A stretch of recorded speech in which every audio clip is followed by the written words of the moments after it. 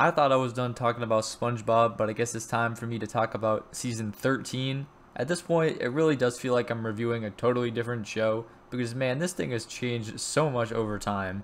Not all the change is bad in this season, as I do feel it's an improvement on season 12, which isn't really saying much, but it's definitely not a good season at all.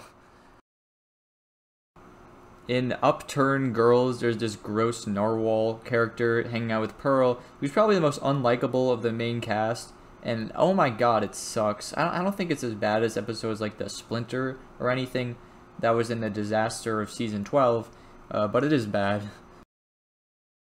Abandoned Twits is just 11 minutes of Squidward being severely injured, which happens way too much this season. Something Narwhal This Way Comes is another Narwhal episode, and I really think it should be the last because the other ones in this season are absolutely horrible. Allergy Attack is just unpleasant and frustrating. Chums is another lackluster Plankton episode that I already forgot happened. Sandy Help Us is another Narwhal episode. Yeah, it sucks. Pat the Dog is the absolute freakiest SpongeBob episode of all time. It's really weird. Patrick, please stop trying to be other animals. It's really weird. Season 13's episodes consist of reusing old ideas a lot, and Spatula of the Heavens is a great example of that. Writers have to learn that we don't care about spatulas. Karen for Spot is about a bunch of characters that I could not care less about. I think people who want Plankton to succeed are weird because he's an absolute self-absorbed jerk, and no episode shows this better than Lockdown for Love. A Place for Pets is one of many examples where Mr. Krabs changes the entire restaurant just for one new trend, and it's probably the worst of the series because pets are annoying. Seaman Sponge Haters Club sure is an episode that exists. SpongeBob on Parade sure is an episode that exists. Ride Patrick Ride is a cool idea, but man, it is just so frustrating. Patrick isn't even funny stupid anymore, he's just annoying stupid. Mandatory music would be better if Squidward wasn't an extremely boring and annoying character in modern SpongeBob, which is one of the worst parts about how this show has changed.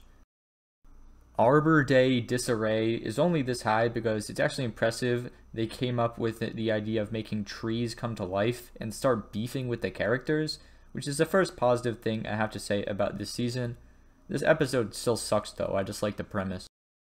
Slappy Days is extremely boring and Squid Ferratu overshadows it completely. Yellow Pavement is another painfully mediocre season 13 episode, and I don't think my facial expression changed from the meh face one time throughout the runtime. Plane to Sea is more Squidward getting harassed, but at least it's on a plane, which is a location we haven't seen before. Squidbird is a mix of Squidward being annoying and him getting abused.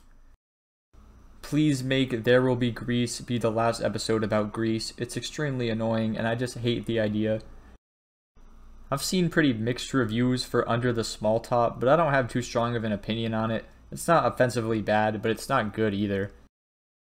A Skin Wrinkle in Time is another weird Title Zone episode, but it's not the worst. The food truck episode is tolerable, and it actually feels weird to not be complaining about the episode still this early in the video, so congrats to season 13 on not being unwatchably bad. Dopey Dick is pretty brave for putting dick in the title, even if it's not referring to the word, we all associate it with. The episode's pretty forgettable, so this is my biggest takeaway. You're Going to Payphone is fine, but it reminds me of that stupid Maroon 5 song that I wish was never created, so it gets a few points docked off. Fun Believable is another episode with that stupid amazing dude, and he's honestly one of my least favorite parts of the show at this point. He's extremely annoying. Squidward is also annoying in this episode. The Goob Father is another episode where Mr. Krabs adds new stuff to the Krusty Krab and is a stupid idiot, but it's not as frustrating as some of the other ones. The Big Bad Bubble Bass is another Bubble Bass episode, and to be honest, he has grown on me. I used to hate him more than any character, but at least they're trying to build on him. Squidward's sick days is fine because Squidward actually deserves what's coming to him, and it's not that annoying when SpongeBob is annoying. My friend Patty is kinda annoying at times, but it was pretty harmless. Potato Puff is an extremely 5 out of 10 episode. It's kinda weird, but it's not bad. Swimming Fools is a mediocre way to spend 11 minutes. There's a new idea being introduced with a swimming pool, but I don't really like the idea of Squidward being annoying throughout the runtime instead of just cool pool things. Captain Pipsqueak is another episode with older villains coming back, and it's one of the better ones. It's better than that other Plankton and Man Ray episode from the earlier seasons for sure. This show has been running for a very long time, and episodes like Hot Cross Nuts still confuse me on how much people actually like Krabby Patties. It's kind of frustrating to see them get replaced by Sandy's Nuts. I used to like the Goofy Goober thing coming back, but I think they're overdoing it. I don't hate Goofy Scoopers, but I'm kinda annoyed with all the episodes at this point. Patrick the Mailman has some fun mail antics and stuff that can kinda get annoying, but it's a pretty typical cartoon episode. Big Top Flop is another episode about circus stuff that is becoming more common nowadays, and it's fine. Not as good as Madagascar 3 Europe's Most Wanted, but still fine. Walhalla is kinda weird and stupid, but it has some cool visuals, and the idea of a dude living in SpongeBob walls is very creative, and it makes for some pretty funny jokes. Sea Urchin and Snail Fail is the episode that focuses on these weird TV dudes who are obviously fucked up, itchy, and scratchy ripoffs, and it's pretty cool to see them out of the TV and in Bikini Bottom with the main characters. I just wish the TV dudes were actually funny. Delivery to Monster Island is pretty forgettable when it comes to the plot surrounding Plankton and SpongeBob, but the visuals are super cool and creative whenever the monsters are on screen. Ma and Pa's Big Hurrah is a cute little episode with SpongeBob and his parents. His parents get more fleshing out than any previous episode pretty much in the entire series, and the only real negative is SpongeBob being kinda annoying, which, by the way, this is by far SpongeBob's most annoying and stupid season. He's not even a character anymore, he's just a big ball of annoyingness. Gary's Playhouse is pretty cute, but also kinda out of character for SpongeBob in terms of missing his work, which is another example of I feel like the writers have just totally forgot SpongeBob's character and who he really is. And Squidward is also out of character in this episode for just staying with SpongeBob and Patrick for no reason, but the episode is still decent. SpongeBob's Road to Christmas could have been pretty boring and lame, but there was so much creative ideas in the North Pole location that it just made it really enjoyable. I think even though modern SpongeBob gets a lot of hate, one thing it always nails is the special episodes. They are all good. Friendiversary is pretty funny. First time I've said something was funny in this whole video, because this season is not funny a lot of times.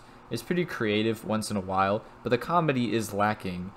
I'd even argue that Season 12 is a bit funnier than this season, which is kinda crazy because Season 12 is not funny at all, but the premises in this season are a lot more creative than Season 12. It's very unoriginal. Say Aw is a pretty unique Plankton episode where his motive isn't entirely on the Krabby Patty formula, and it makes it a really interesting episode throughout. Even though I immediately knew the flower pot was another stupid Plankton scheme, I thought it was pretty enjoyable, and I liked seeing Mr. Krabs' interactions with Plankton's fake character, and the flower store just looks pretty nice. Plankton and the Beanstalk is a short little episode where characters are in different forms and stuff that the show does a lot. I wish it was longer, but what we got was pretty solid. Welcome to Binary Bottom is another episode where the characters are in different forms, and despite the fact that I enjoyed the episode, I don't think this or the previous one have as much substance as older episodes with this format, like Dunces and Dragons and Pest of the West, but I don't know why I'm being negative. This episode is still pretty good. I probably shouldn't like Ain't That the Tooth that much, but I'm sorry, it's just so funny watching the criminal dude get absolutely cooked by Patrick and SpongeBob, and he gets totally thrown aside at the end. This gets the award for being the funniest episode of the season for me, but it's not as creative as the top two. Salty Sponge is a really cool episode where they actually go inside the Salty Spittoon. I think SpongeBob is great in this episode. He's funny and not too annoying. The side characters at the Salty Spittoon are also really funny. If I had one complaint, it was that they tried to shoehorn in a lot of references, but I still thought it was pretty good overall. Squid Ferratu is super creative and one of the best episodes in a minute. The Nosferatu world is super cool visually, and the different stuff going on over there is also pretty cool.